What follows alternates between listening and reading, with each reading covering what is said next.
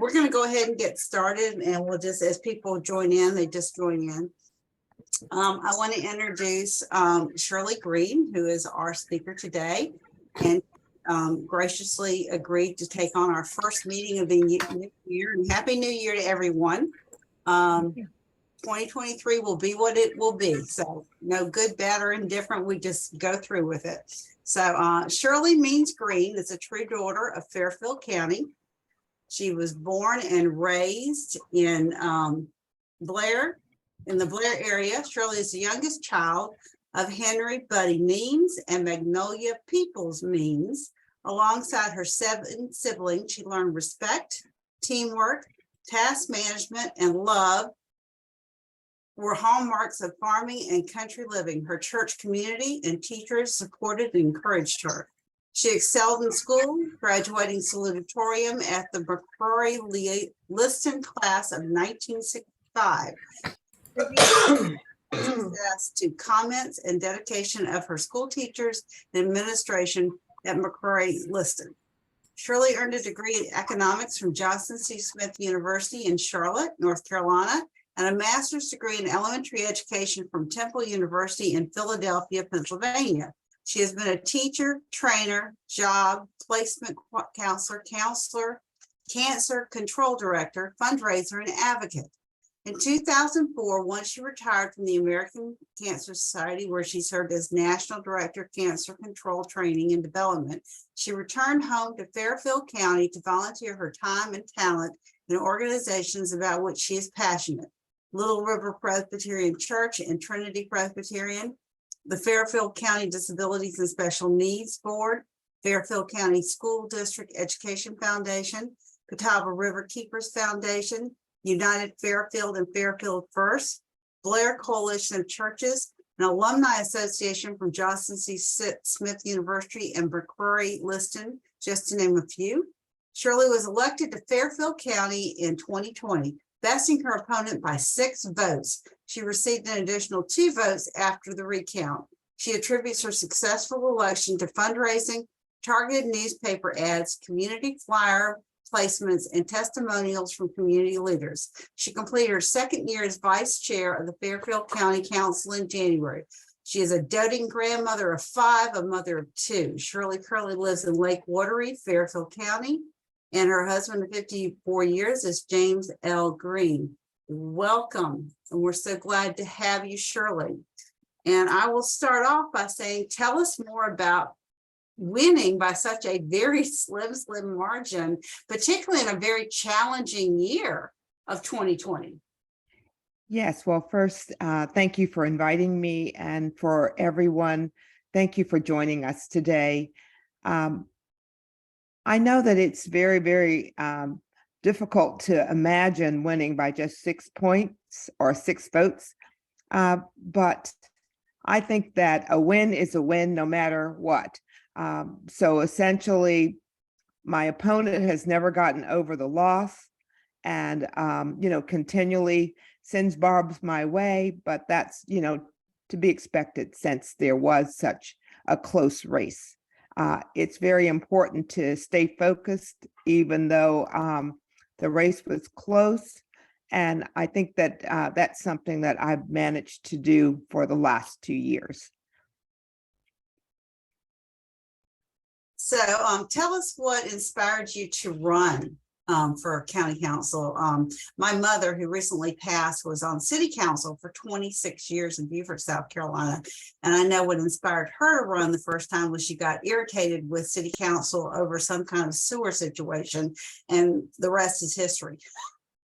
Yeah, well, the reason that I ran was because I was really disgusted at the way that the council decided to build, or I should say to construct the county building on Confederate property, and to hire someone to do that with tax credits by just, hiring someone's cousin, and said, well, that cousin is going to be the person who will refurbish an old school and we're going to basically go with that person with no thoughts whatsoever about looking at anyone else, no thoughts of getting multiple bids, no thoughts of anything like that.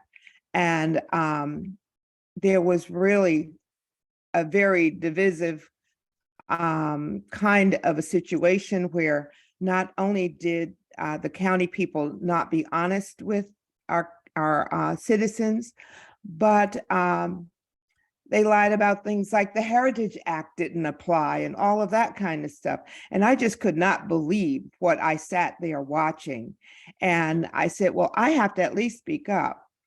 I think that if you're going to really spend county money, that you should really get more than one bid, and you should actually look at a process that's going to benefit everyone, and that you don't need to have hidden agendas.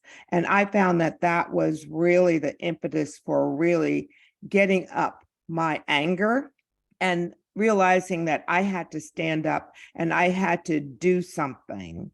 And I didn't know how many people actually felt the way that I did. You know, I did not look at the Confederate monument on the property as a racial deal. I looked at it as not being honest by telling people, oh, well, the Heritage Act doesn't apply in this instance, and then going ahead and turning over that land to someone else so that the private developer that they had hired would not be encumbered by having the monument on the property. So that was it. And I think sometimes you have to really get angry. And I think many of us sit by and let things occur and say, oh, well, that's somebody else's problem. But our children and others will be affected by some of the decisions that are made. And you have to decide whether or not the decision to do something then is more important than you sitting and being safe in your house. And, you know, just, oh, well, whatever. Like many people who are apathetic say, oh, well, they're going to do whatever they want to do anyway. And I simply could not sit by and let money be spent with a cousin of someone and, you know, getting tax credits and not know who's getting those credits or anything else. And I had to speak out. Do you think that as a woman, particularly on a local level, is more difficult than to run for an office and maybe say a state or national level because of the people know you better? Maybe, I don't know. It's an interesting question. I'm trying to filter out because I'm beginning to see that more politics is local. They've always said that, but I'm really beginning to see it with school boards and city and county councils and state legislatures. So what is your thought on that? I do believe that politics are local. And I think that it's harder running on a local level. Well, I'm sure it's hard running anywhere nowadays with the virtual that's out there. But I think it's harder running on a local level because there are entrenched people at local levels. You know, people who've made decisions forever about how the local level is going to run, you know, are comfortable in making those decisions. And they don't want anybody else coming in to really give a second opinion or really to challenge the status quo or to do anything like that. So I think that yes. And then there are also newspapers that are local, and those newspapers who are also entrenched can really publish anything that they want, whether it's true or not. So yes, I think local politics are a little bit worse. So because you are running in a local, the countywide area versus city, and you were doing this for the first time against a very entrenched person, what is your advice to somebody who thinks, well, I can't do this because of the same reasons? What made the difference? Was it boots on the ground? Was it just getting, you know, because you said the newspapers were very also one-sided. What do you say is I listed several, but what do you think is your biggest reason that you won by that small margin? Okay, let me first say that we run by districts. Mhm. So we run in nonpartisan elections, and essentially, I represent a white district.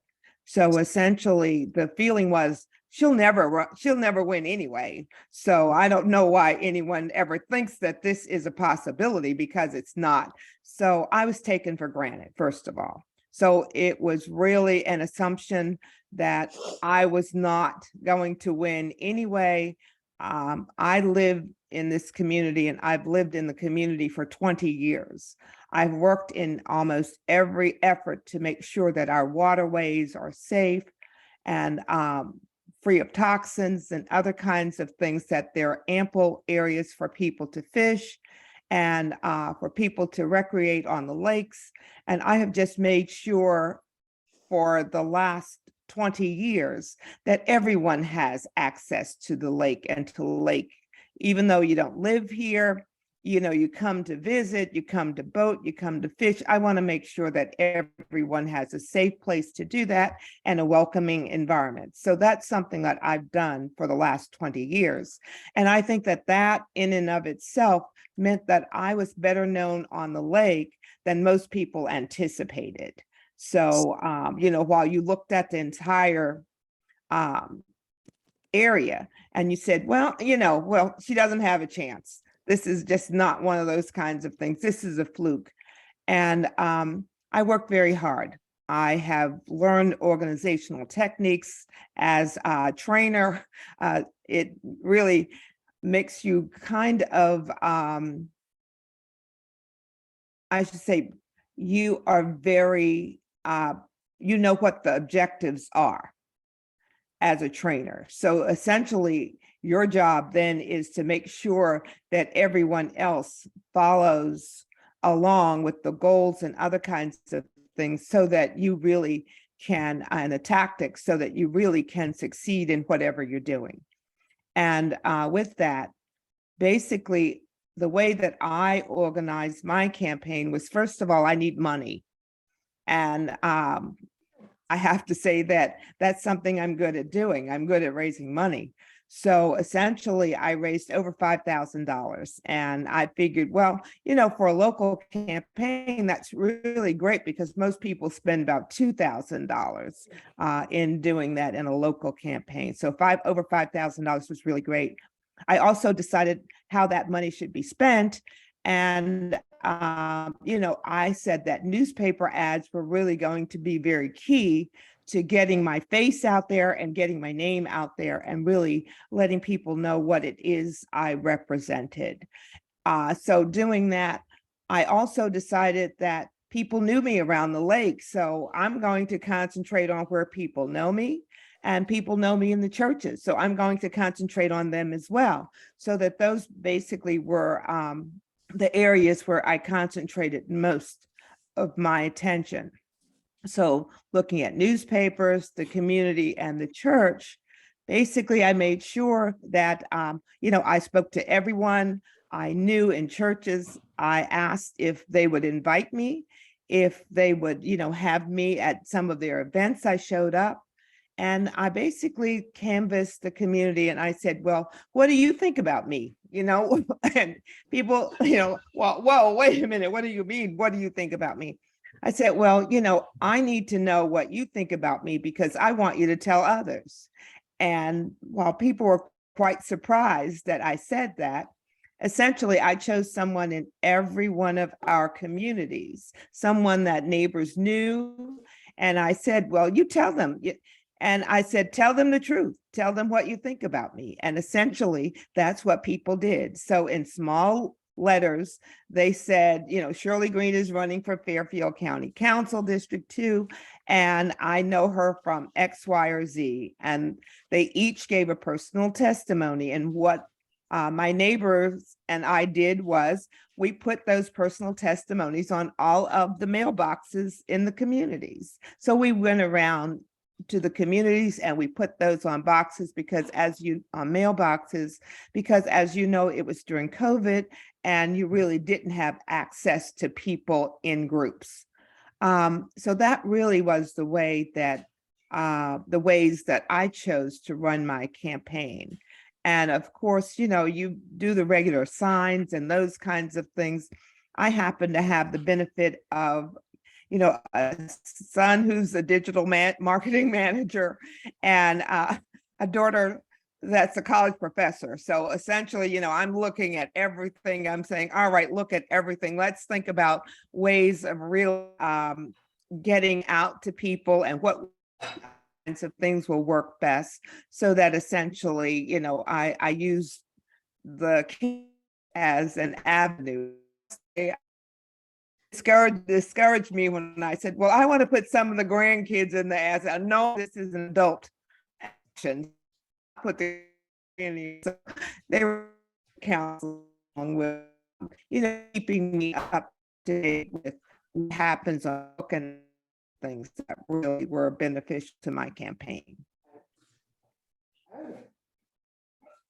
My next question would be the fact that it was, and it's very unusual for an incumbent to lose. I mean, that's just statistically.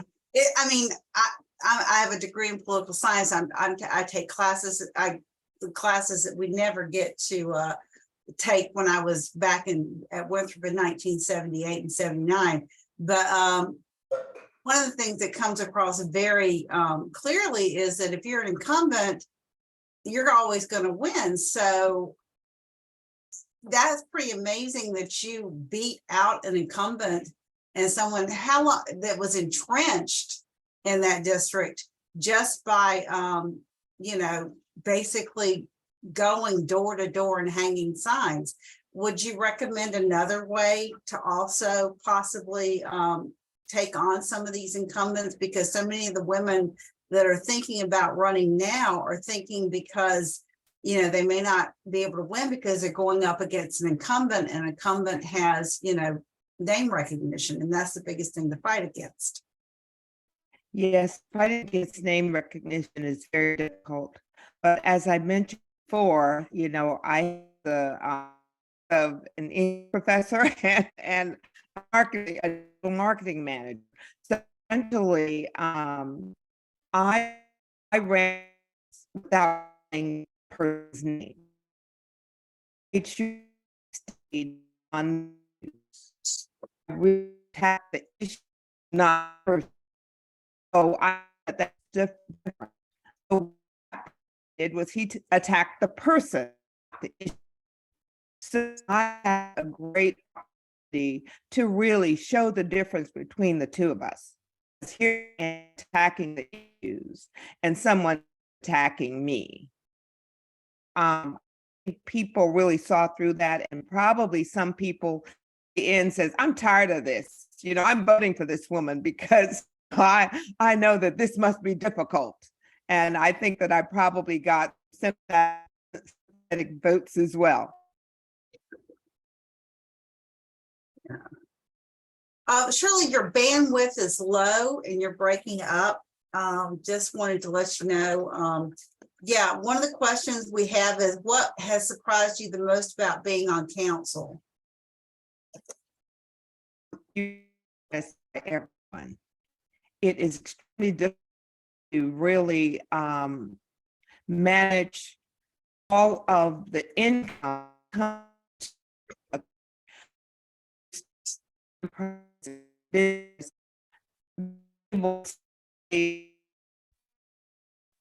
set a budget and stick to that budget. What happens with states, everyone else, federal funds, their state funds, other funding, those sources are varied and have to. People always say, well, why do you have to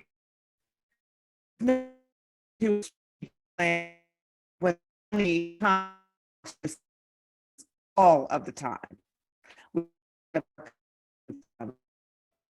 payroll protection programs. We can look at all of those kinds of things and, know that the money came for this in Fairfield County. Incumbents lost recently because many in a settlement specified how the money would be spent, mainly because the county, other instances, they bond money, did not spend the money the way that they anticipated. Energy says money needs to be spent on development, and these are the kinds of wastewater treatment, like $7 million, parks and other kinds of things. And they said, well, there needs to be some kind of assistance whereby we rectify the fact that we've built things on a Confederate site. Let's do something with a monument to African American history or whatever. And, let's at trying to make sure that there's a cultural center here to increase some of the visits and others that the downtown area benefit from. And they made those decisions. It's lost because what? People said, oh, well, you're spending this money this way. So actually, there are not always wins to things that are right. So doing your research and homework and on accountability when it comes to holding your incumbent and other members of the council's feet to the fire is key to making sure that you're not being mansplained to, maybe. Yeah. And that's difficult because don't ever think that if you run for office that all honest. I have people standards, and you run for office, you need to be absolutely sure that you're willing to work for the people. You also have to be sure that you're willing to take a deliberative stance and not say what people want you to say. You can either say no comment, or you can say, let me get back to you with that. And you can feel comfortable doing that. And because she didn't answer or answer right away. That people who run for office and who are honest about running for office really consider the fact that not everything said about you will be true, and people will not always work with you. Does anybody else have questions for Shirley?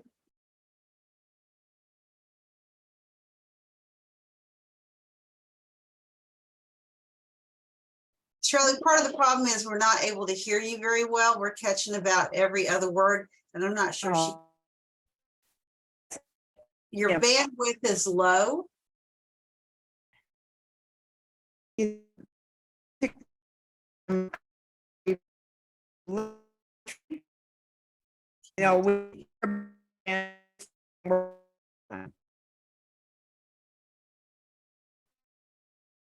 I'm sorry.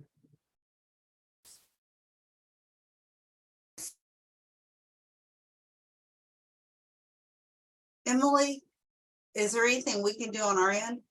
There isn't an RN, but it looks like she just logged off, so I think she'll try to log back on. Okay. Think of some questions that you might want to ask her, and I'll be happy to type them into the messaging, and I'll read them out to her. That'll make it a little bit easier. But she's got a wealth of information. I know that particularly when it comes to incumbents losing, one of the reasons they lose is because they don't pay attention to their constituents. And that happens, but not often. So I think what the point she was trying to make was that, you've got to know you've got to do your homework. Shirley, are you with us? I'm not hear me. Can you hear me? A little better. Hopefully your bandwidth or is better. So I'm sorry. we asked you the question, what surprised you most about being on county council? Yes, and it's how money is being spent, and the fact that comes from so many.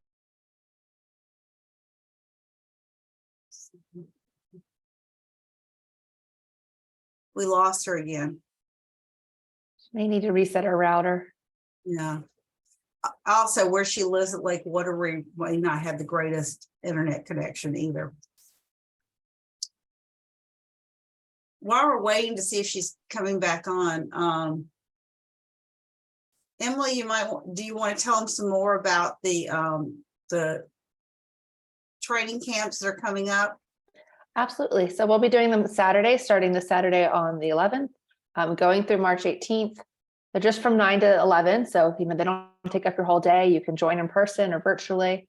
And we'll be talking about things like organizing your campaign, both like building your team and choosing your office, campaign finance and fundraising, which is a lot of people's least favorite part, messaging, how to craft your message, manage your message. And we'll also be having a panel discussion with former women candidates and current women elected officials as well.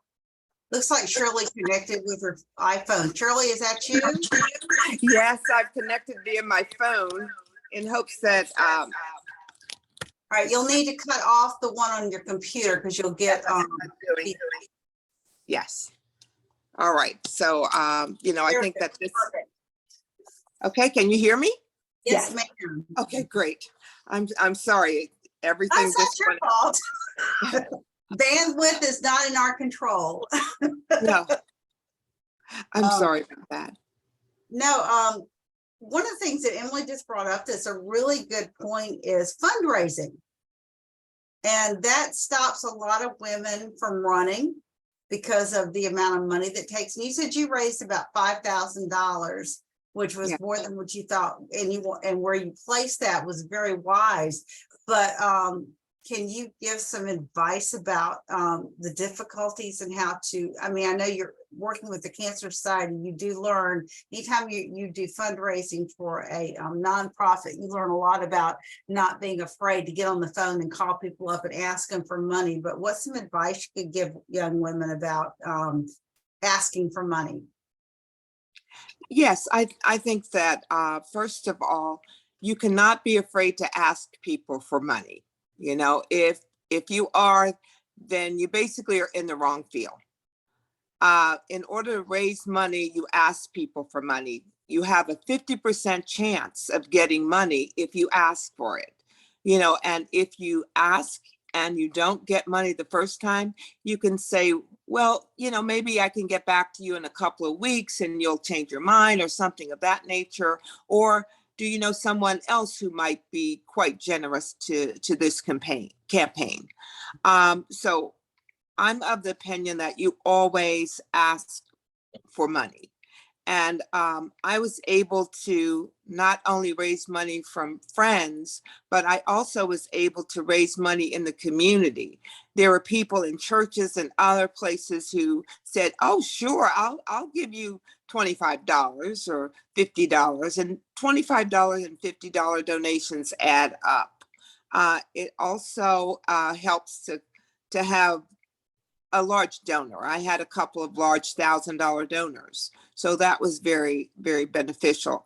I also have a cadre of friends with whom I've worked for years. And of course, when they heard that I was running for office, they thought it was really a joke and decided that, all right, I'll tell 2 friends. So essentially, I had friends who went out and told 2 friends. So there were like 3 people.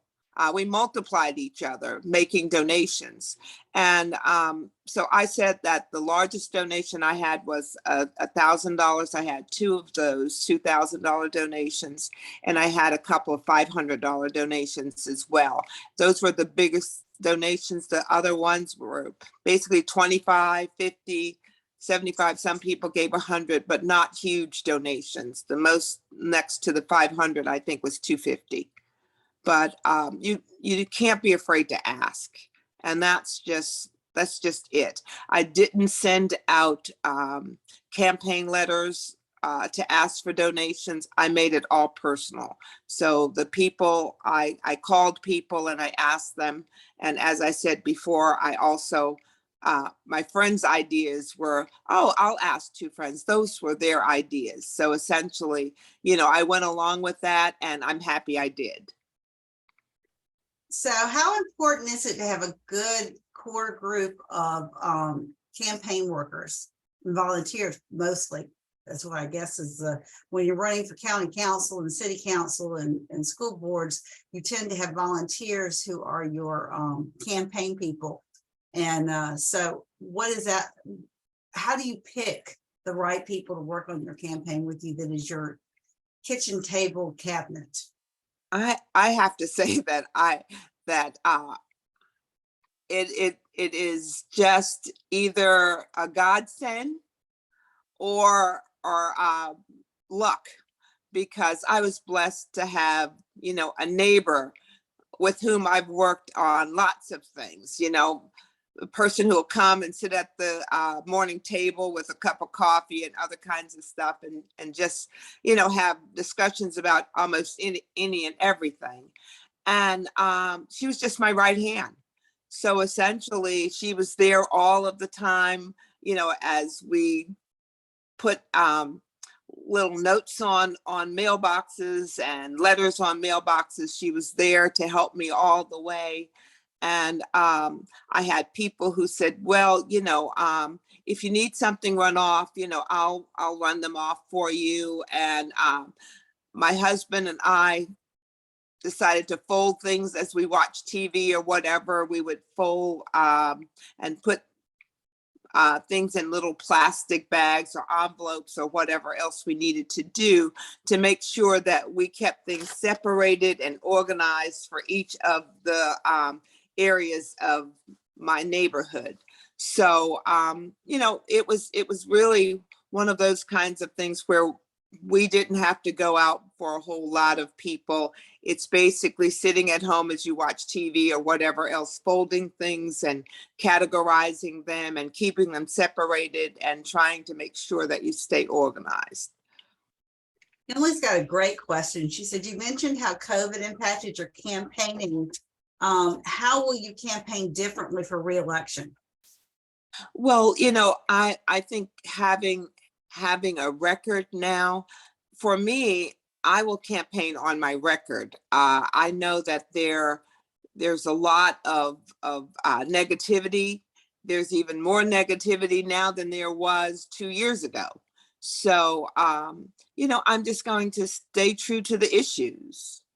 You know, we have to make sure that we bring economic development to Fairfield County. We have to do that with wastewater, water, and other kinds of infrastructure so that we can really recruit the companies that we need. We have a mega site that we need to market, and we're hoping to get someone into that mega site while we're building out our infrastructure.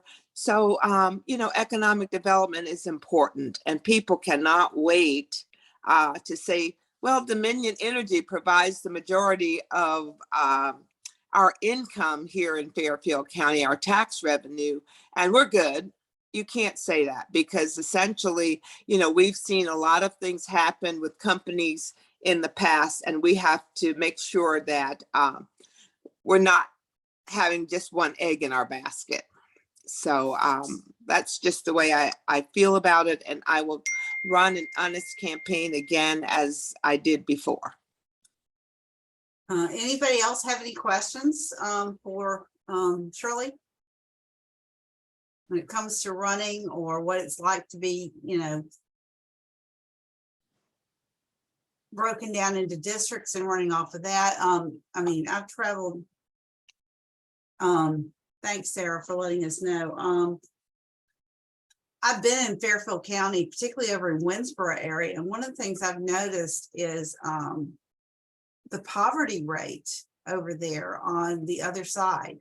And how does that affect what you do on county council? I know you have to do your stuff for your district, but how does that impact the way you make decisions for the rest of the county? Knowing the rate of poverty here in Fairfield County and understanding the fact that transportation happens to be a big problem for people even getting to work. You know, if you got a job, it's getting to work could be a problem for many people. You have to really think about transportation. You have to think about medical needs. You have to really think about food access and, a whole lot of other things that you may not have to think about in a more well-to-do area. Here, education is very important, and we have people who negatively talk about our schools while we have, a nationally recognized middle school for math and science, magnet school. And it's just amazing to me, the fact that essentially not very many people are talking about the great things. So we have a lot of poverty here. People don't have adequate housing or any of those kinds of things, and people are leaving the community.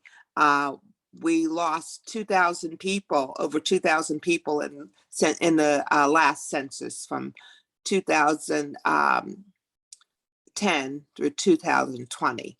And that can't happen because, again, the burden then falls on fewer taxpayers. So yes, poverty is a huge issue here. And we try to deal with it with grants and other kinds of things from the federal government, as well as the state government. And it's a very difficult issue. So in other words, you have to balance the needs of your specific district with the needs of the entire county. So what I'm hearing you say is that if you're going to run for an office, you have to look at the whole picture and not just a small microcosm of where you're running. And that's correct, because essentially, while I have to say that while I have a pretty well-to-do area, I represent a pretty well-to-do area, there are pockets here as well. So, we're not free from some of the poverty that you see. And we also have a lot of people who've aged in place, and with taxes and other kinds of things increasing with people who are locating on the lake, they are in peril as well. So, it's kind of a different way of looking at it in my district than some of the other districts that are higher poverty. Some of the issues are still the same, with people getting the medical care that they need, the emergency services that are available throughout the county, and other kinds of things become issues, as well as I said, food access. And so what would you say to a woman who is looking to run for office? What would you, what kind of advice, sage advice would you give her about preparing and looking at running for office? I think first you need to do your homework, and homework simply means that you need to know your county or your district or your area. You need to know it well enough to kind of decide what kinds of things are important to people, and you have to try to get a sense of what people are thinking.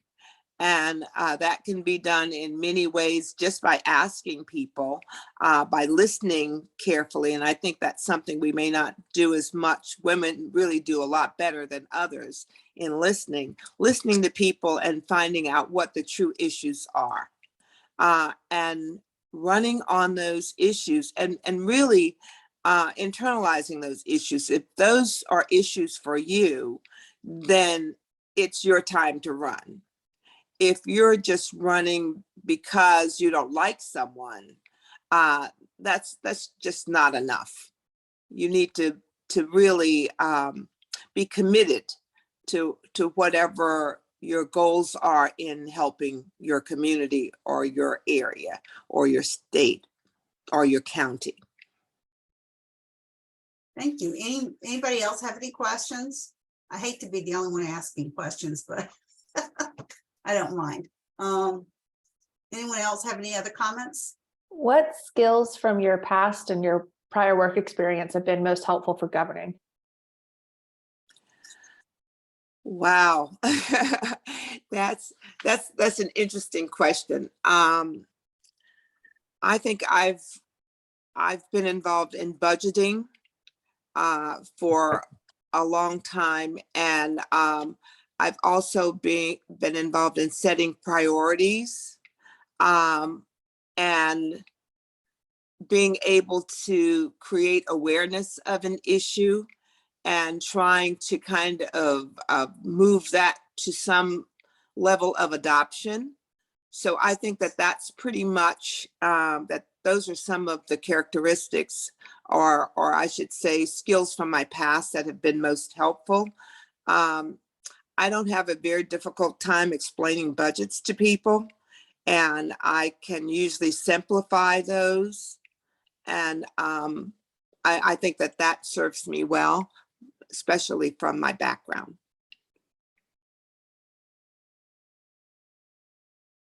Right.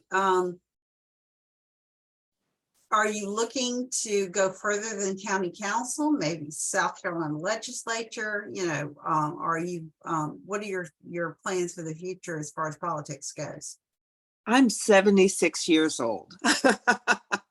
So for those of those young people, I need you to step up, and I need you to step up now, because, you know, at 76, I don't want someone taking me out of office in a casket. I want to be able to enjoy the time that I serve people, and I want to be able to be vibrant and energetic in my pursuits.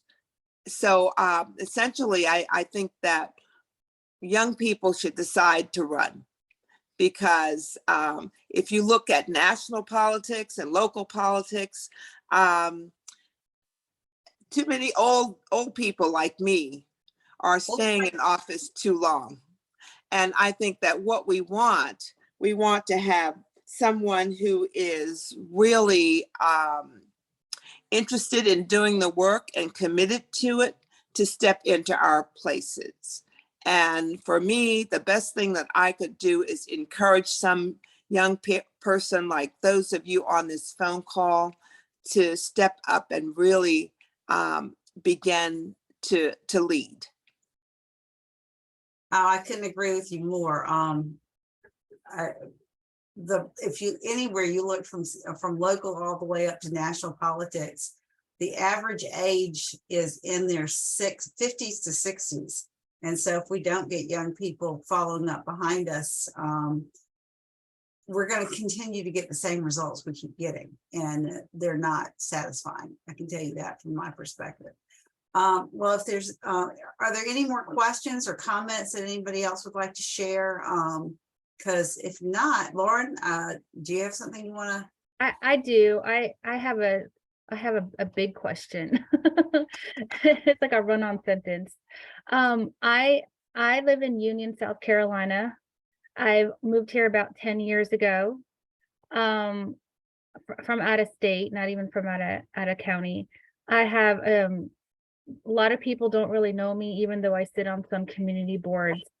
And the reason I want to run is because the person already that is in my district says that they're not going to be running, and they put a good effort forward, and I kind of want to get the baton and move it forward. But I have zero experience in this, so I'm really hoping to learn as much. But I don't have a lot of, I don't belong to a church because I'm Native American, and we just don't go to church. And so I don't have the same kind of community resources that maybe other people would, outside of knowing my neighbors and having some volunteerism and boards that I'm involved with. Do you have any maybe out of the box ideas? We have one newspaper of how I could get out there a little bit more other than knocking on doors. Mm-hmm. Yes. First of all, use that newspaper write some letters to the editor, and, begin to take a look at visiting community events, and, to kind of at least show face so that your face can be recognized, and, extend some of those opportunities that you have on the boards and others. Let them know that you're thinking about running and what advice they would offer you, so that essentially you can get a groundswell of people who are going to be on your side. And, essentially let people know that if people are asking questions, let them know that you're Native American, and essentially, basically, you don't have a large church background, and, tell them a little bit about your culture so that they really understand some of the kinds of things that you do in your practices. And also make sure that for those community people, you have to know how many votes you will need in an area to win. And you take a look at where the majority of that population lives, and you take a look at their voting record. So you take a look, okay, who voted in the last election? And believe me, midterm elections are awful. So if I were you, I would go back to the last major election, which would have been the presidential election, and use that information as a way to kind of decipher where you need to spend your energies.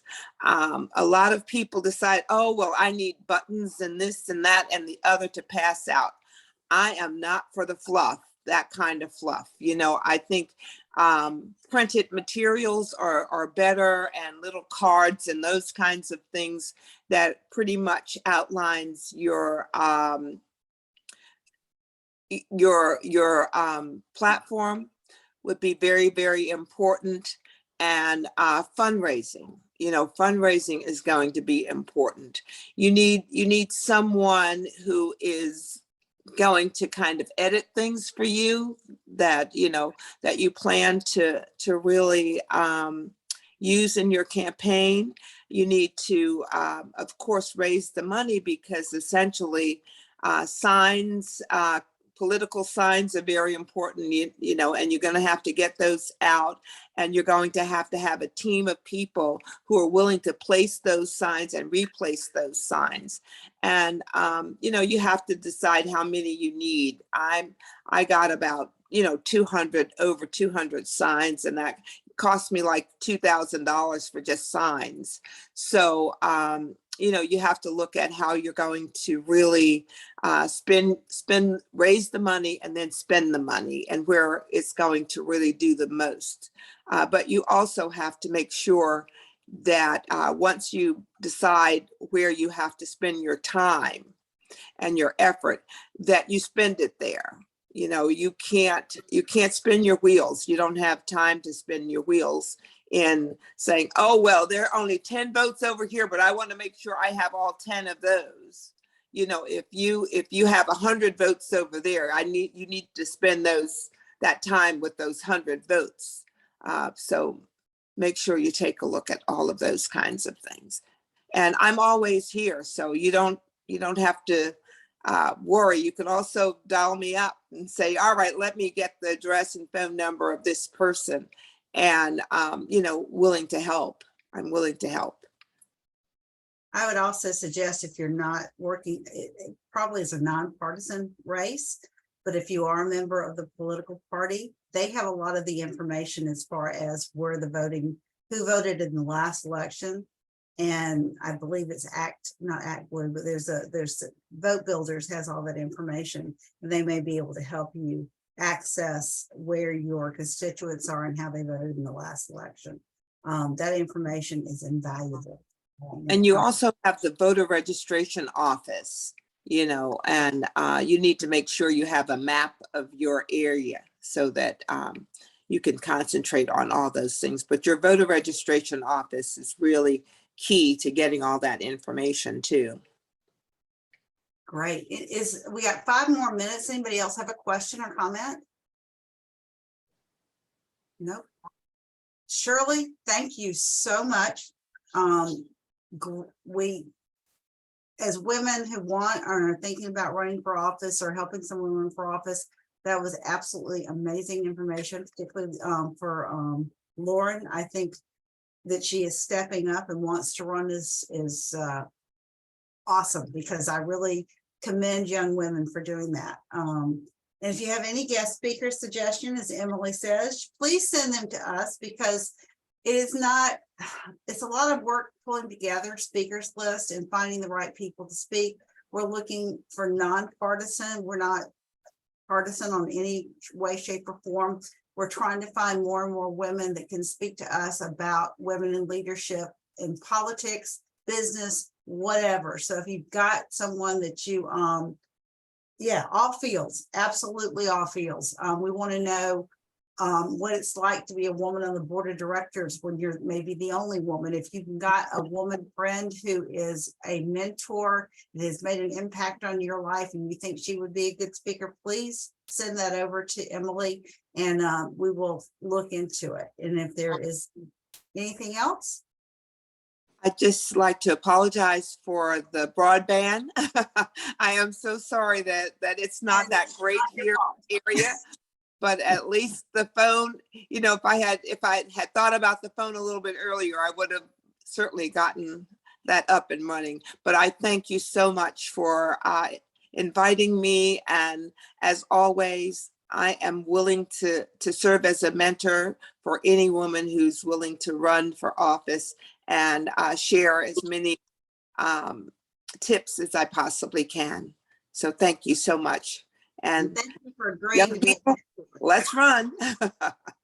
Mentoring is a huge thing. We need more female mentors, and that's why we're looking for more female speakers who can also mentor us into areas. I have learned a lot, and Emily, I don't know how long we've been doing this now, but over a year. I think we're into our 2nd year.